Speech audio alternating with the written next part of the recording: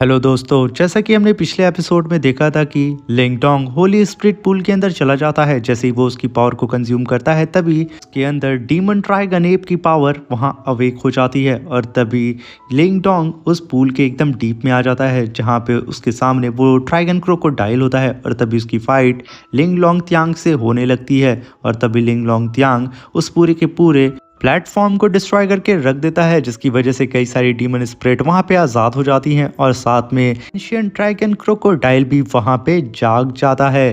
तो बिना देर के इस एपिसोड को स्टार्ट करते हैं। इस एपिसोड की स्टार्टिंग में हमें लिंगडोंग और मार्टिन को दिखाया जाता है और जहाँ पे उन लोगों के सामने उनकी मौत ड्रैगन क्रोकोडाइल खड़ा होता है, जिसे देख के मार्टिन कहता है कि जल्द से जल्द इसके ऊपर अटैक करो। तभी लिंगडोंग तुरंत अपने हेवनली स्पीयर को समन कर लेता है और उसके ऊपर अटैक करने के लिए रेडी हो जाता है। तभी वो ड्रैगन क्रोकोडाइल उसके ऊपर अपने पंजे से अटैक कर देता है, जिसकी वजह से लिंगडोंग सीधा एक पत्थर से जा करके टकराता है और उसे काफ़ी चोट लगती है, मगर वो खुद को संभाल करके आसमान में एक जंप लगा करके ड्रैगन स्लैश अटैक सीधा उस क्रोकोडाइल के ऊपर कर देता है। मगर ये ड्रैगन स्लैश अटैक उस क्रोकोडाइल का यहाँ पे बाल भी बाका नहीं कर पाता है। तभी वो क्रोकोडाइल लिंगडोंग के ऊपर फायर अटैक करना शुरू कर देता है। लिंगडोंग उसके अटैक से बच करके इधर उधर भाग रहा होता है और तभी एक अटैक सीधा लिंगडोंग के सामने होने वाला होता है। वो तुरंत अपने स्पीयर से उस अटैक को वहां पे होल्ड करता है, मगर वो काफ़ी तेज़ी से फिर से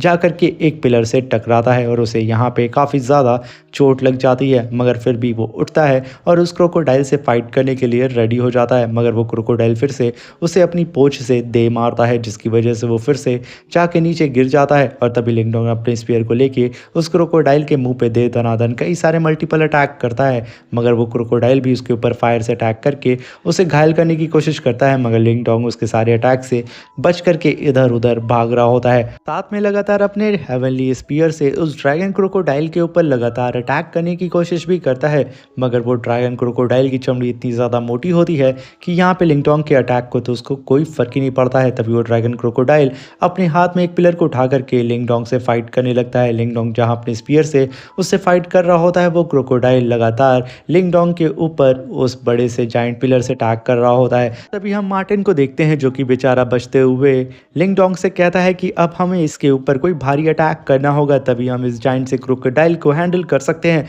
मुझे ऐसा लगता है कि तुम एक बार इसके ऊपर सोल अटैक ट्राई करो। और ये सुन करके लिंगडोंग तुरंत उस क्रोकोडाइल के ऊपर चढ़ जाता है और उसके ऊपर काफ़ी पावरफुल सोल अटैक करता है, जिसकी वजह से उस क्रोकोडाइल की जो सोल होती है उसकी बॉडी से बाहर निकलने लगती है, जिसे देख करके मार्टिन कहता है कि तुम लगातार एंशिएंट ड्रैगन क्रोकोडाइल के ऊपर अटैक करते रहो, मैं पीछे से इसके ऊपर काफ़ी पावरफुल सोल अटैक करने वाला हूँ। जिसे सुन करके लिंगडोंग बेचारा उस ड्रैगन का ध्यान अपनी तरफ खींचने लगता है, मगर वो ड्रैगन इतना ज़्यादा पावरफुल होता है जो कि उसकी हालत ख़राब कर देता है। तभी लिंगडोंग कहता है कि भाई जल्दी कर वरना ये मुझे पूछ देगा। तभी हम मार्टिन को देखते हैं जो कि स्काई में काफ़ी लंबी जंप लगा करके अपनी हेवनली डीमन बॉडी को समन कर लेता है और सीधा उस एंशिएंट ड्रैगन क्रोकोडाइल के ऊपर सोल अटैक करके उसकी सोल को उसकी बॉडी से खींचना स्टार्ट कर देता है।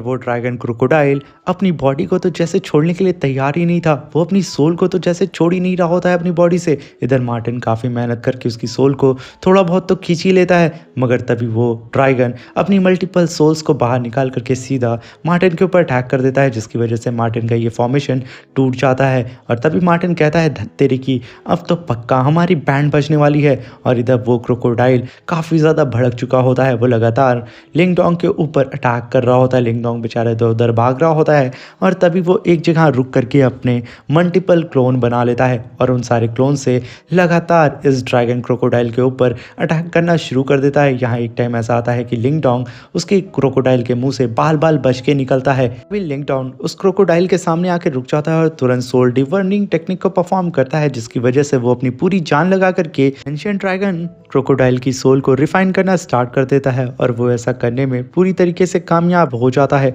और एक ही ब्लास्ट के साथ उस एंशिएंट ड्रैगन क्रोकोडाइल की सोल को लिंगडोंग एब्जॉर्ब कर लेता है और वहाँ पे एक ब्लास्ट होता है, जिसकी वजह से उस क्रोकोडाइल के जितने भी ह्यूमन क्लोन थे वो सब के सब हवा में कहीं गायब से हो जाते हैं, जिसे देख करके प्रिंस मूलिंग काफ़ी शॉक्ड होता है और कहता है कि आखिर अब यहाँ क्या हुआ।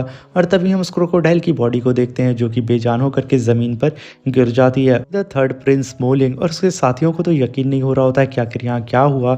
और तभी हम लिंग लोंग त्यांग को देखते हैं जो कि इतना ज़्यादा सन्नाटा देख के वो भी काफ़ी ज़्यादा परेशान होता है।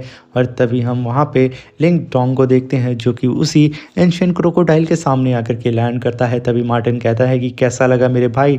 तभी लिंग डोंग कहता है कि सच में इतने बड़े जाइंट से एंशियंट ड्रैगन क्रोकोडाइल की सोल को रिफाइन करके सच में मुझे काफ़ी ज़्यादा अच्छा लग रहा है। मुझे तो यकीन नहीं हो रहा है कि मैंने ये कारनामा कर दिखाया।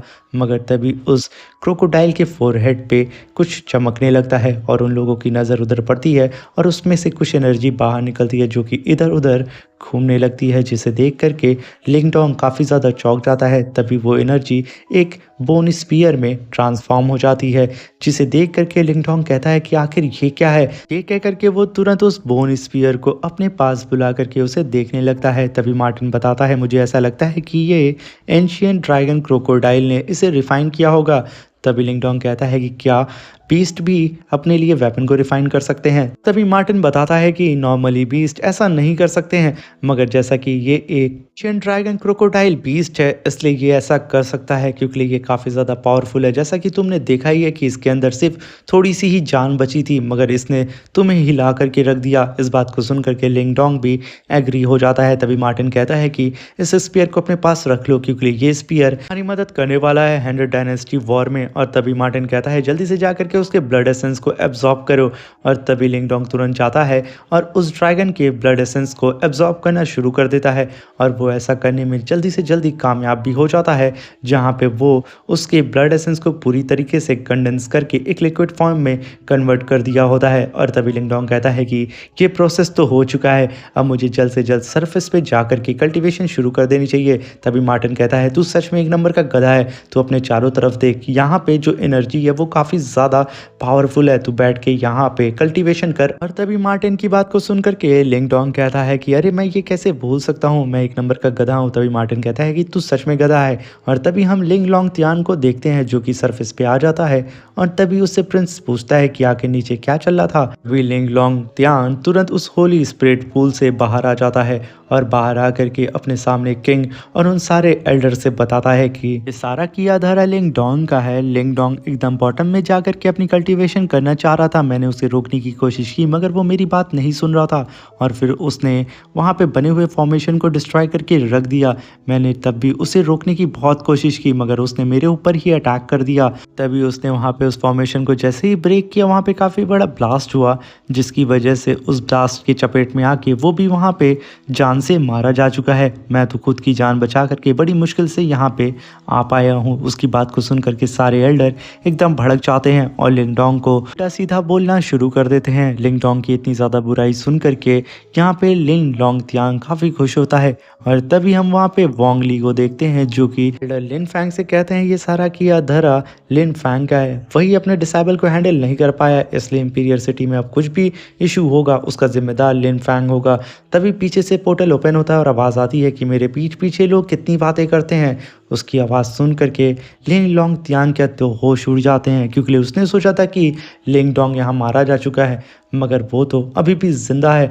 और तभी लिंग डोंग तुरंत उस पोर्टल से बाहर आकर के सीधे ज़मीन पे लैंड करता है और तभी लिंग डोंग का टाइगर पेट उसे देख करके एकदम खुश हो जाता है क्योंकि वो काफ़ी ज़्यादा निराश था कि उसका मालिक यहाँ मारा जा चुका है। वो तुरंत जा करके लिंग डोंग को प्यार करने लगता है। लिंग डोंग कहता है कि मेरे भाई मुझे कुछ नहीं हुआ है, मैं बिल्कुल ठीक हूँ, तुम परेशान ना हो।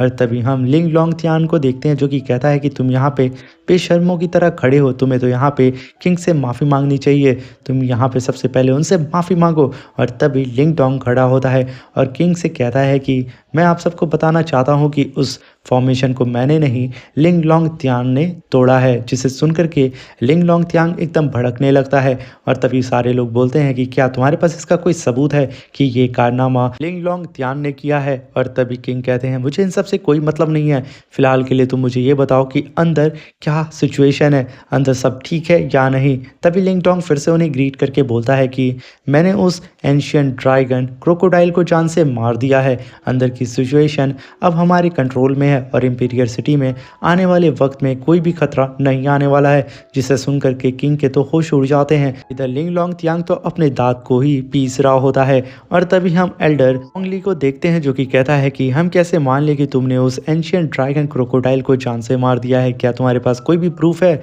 अगर प्रूफ है तो तुम यहाँ पे शो करो। वरना यहाँ पे खड़े होके बकवास मत करो। तभी किंग भी कहता है कि अगर तुम्हारे पास कोई प्रूफ है तो हमें दिखाओ। जिसे सुनकर के लिंग डोंग कहता है ठीक है, मैं आपको दिखाता हूँ। वो तुरंत उस बोन स्पीयर को बाहर निकालता है जो कि एंशियंट ड्रैगन क्रोकोडाइल का ही स्पीयर था, जिसे देख करके किंग काफ़ी ज़्यादा खुश हो जाता है। वो तुरंत वहाँ पे ज़ोर ज़ोर से हंसने लगता है और लिंग डोंग से कहता है कि तुमने पता है हमारे कई हज़ार सालों की प्रॉब्लम को यूं चुटकी में सॉल्व कर दिया है। आखिर तुमने ये सब कैसे किया और क्या तुम जानते हो कि वो एंशियंट ड्रैगन क्रोकोडाइल क्या था? तभी लिंग डोंग कहता है नहीं, और तभी किंग बताता है कि कई हज़ार साल पहले ये एंशियंट ड्रैगन क्रोकोडाइल हमारी यान डायनेस्टी में घुस आया था और वो चारों तरफ तबाही मचा करके रख दिया था। उससे डील करने के लिए हमने कई सारे कल्टीवेटर्स को बुलाया था, मगर वो क्रोकोडाइल इतना ज़्यादा पावरफुल था कि वो अपने सामने किसी को भी टिकने नहीं दे रहा था। वो बारी बारी करके उन सारे ही जीनियस कल्टीवेटर्स को जान से मार दिया था।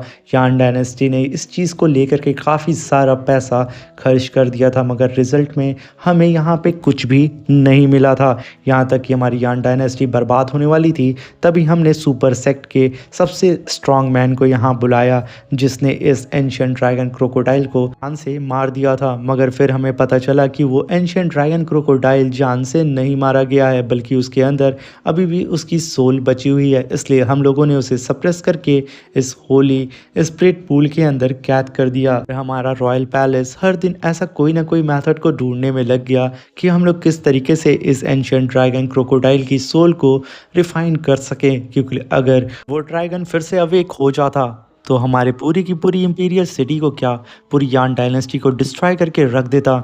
मगर ये कारनामा जो कोई नहीं कर सका वो तुमने करके दिखाया। इसलिए मैं पूरी की पूरी रॉयल फैमिली की तरफ से तुम्हें थैंक यू कहना चाहता हूँ। ये कह करके वो लिंग डोंग को ग्रीट करने लगते हैं और उसे धन्यवाद कहते हैं। और तभी लिंग डोंग उस स्पीयर को किंग को देने लगता है। तभी किंग कहते हैं नहीं, तुम इस स्पीयर को रख सकते हो। तभी लिंग डोंग उस स्पीयर को रख लेता है और तभी किंग कहते हैं जैसा कि तुमने उस बीस्ट को मारा है इसलिए ये स्पीयर भी तुम्हारा हुआ। और इधर लिंग लोंग तियांग का तो मुंह कुत्तों की तरह उतर जाता है। किंग कहते हैं कि कोई भी अब यहाँ पे किसी को भी जज नहीं करेगा कौन सही है कौन गलत है। सबसे बड़ी बात यह है कि हम पर जो सबसे बड़ी मुसीबत आने वाली थी वो टल चुकी है। अब हमारा इंपीरियल सिटी पूरी तरीके से फ्री हो चुका है। हमें अब किसी भी बात का डर नहीं है। इसलिए तुम सब के सब अब जा कर के रेस्ट कर सकते हो, क्योंकि 5 दिन के बाद 100 डायनेस्टी वॉर टूर्नामेंट स्टार्ट होने वाला है। इसलिए तुम लोग फिलहाल के लिए इन सारी बकवास बातों पे ना ध्यान करके अपनी कल्टीवेशन पे ध्यान दो। ये कह करके वो उन सबको जाने के लिए बोलते हैं और तभी सब लोग वहाँ पे उनको ग्रीट करके वहाँ से जाने लगते हैं। और तभी मूलिंग अपने फादर से कहता है कि फादर, आखिर आपने लिंग डोंग से ये क्यों नहीं पूछा कि आखिर इसने कैसे उस एंशियंट ड्रैगन को मारा है। तभी किंग बोलते हैं कि क्या मैं उससे ये पूछता कि तुम अपने कल्टीवेशन का मेथड बताओ, वो अगर मुझे नहीं बताता तो मैं उसका क्या ही कर लेता। और हर एक कल्टीवेटर का अपना ही अलग सीक्रेट होता है। और मैं लिंग डोंग की बात बता दूं तो उसका जो फ्यूचर है वो लिमिटलेस है। इसलिए मैं चाहता हूं कि तुम उससे दूरियां ना बना करके उससे अच्छी दोस्ती करो, क्योंकि फ्यूचर में वो तुम्हारे काफ़ी ज़्यादा काम आएगा। साथ में वो काफ़ी भले दिल का कल्टीवेटर भी है, इसलिए तुम उसके साथ रहो। तभी हम लिंग डोंग को देखते हैं जो कि अपने पास से उस एंशियंट ड्रैगन क्रोकोडाइल का ब्लड अपने लिटिल फ्लेम टाइगर को दे देता है, जो कि वो कंज्यूम कर रहा होता है। मगर इधर लिंग डोंग काफ़ी परेशान होता है कि कहीं उसे कुछ हो ना जाए। और तभी मार्टिन कहता है कि ये जो हमारा गधा टाइगर है ना, इसकी फिजिक बहुत ही कमाल की है, इसलिए इसे यहाँ पे कुछ भी नहीं होने वाला है, ये जल्दी से ही इवॉल्व हो जाएगा, तू बस टेंशन ना ले। तभी लिंग डोंग मार्टिन से कहता है कि मैंने सुना है कि जो भी मॉन्स्टर वेट प्लेट रैलम पे पहुंच जाता है वो ह्यूमन में चेंज हो सकता है, क्या ऐसा सच है? तभी मार्टिन कहता है कि हाँ ऐसा हो सकता है, क्योंकि जो हमारा ये स्टूपिड टाइगर है ना, अगर ये गधा निर्वाणा ट्राइबल्यूशन को फेस कर लेता है तो ये ज़रूर ह्यूमन में ट्रांसफॉर्म हो सकता है। फिलहाल के लिए लिंग डोंग तुम डायनेस्टी वॉर की तैयारी करो और साथ में हमें वहाँ पे कई सारे हाई लेवल के बीस्ट भी मिलने वाले हैं, जिसका हम ब्लड एसेंस यूज़ करके अपने इस गधे टाइगर को और भी ज़्यादा पावरफुल बना सकते हैं, क्योंकि इसका फ्यूचर बहुत ही ज़्यादा खतरनाक और लिमिटलेस है, जिसका अंदाज़ा हम लोग कभी भी नहीं लगा सकते हैं। और तभी लिंग डोंग अपने मन में सोचने लगता है और कहता है कि क्या मैं उससे फिर से देख पाऊँगा। तभी मार्टिन कहता है कि तू फिर से अपनी महबूबा को याद कर रहा है ना। तभी लिंग डोंग कहता है नहीं नहीं नहीं नहीं।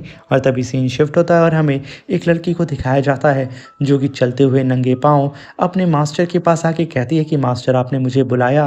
तभी उसकी मास्टर कहती है कि क्विंजू, मैं चाहती हूँ कि तुम as a teacher 100 dynasty war में जाओ और वहाँ पे जाकर के एंशियंट बैटलफील्ड में पूरी तरीके से नज़र रखो, क्योंकि मुझे खबर मिली है कि वहाँ पे कुछ अनयूजुअल मोमेंट चल रहे हैं, इसलिए मुझे वहाँ की सारी इन्फॉर्मेशन चाहिए। इसलिए मैं किसी खास को वहाँ पे भेजना चाहती हूँ एज अ इंस्पेक्टर। जिसे सुन कर के क्विंजीव अपने मास्टर की बात को मान जाती है और तभी उसकी मास्टर उसे जाने के लिए बोलती है और तभी क्विंजीव उसे ग्रीट करके वहाँ से चली जाती है।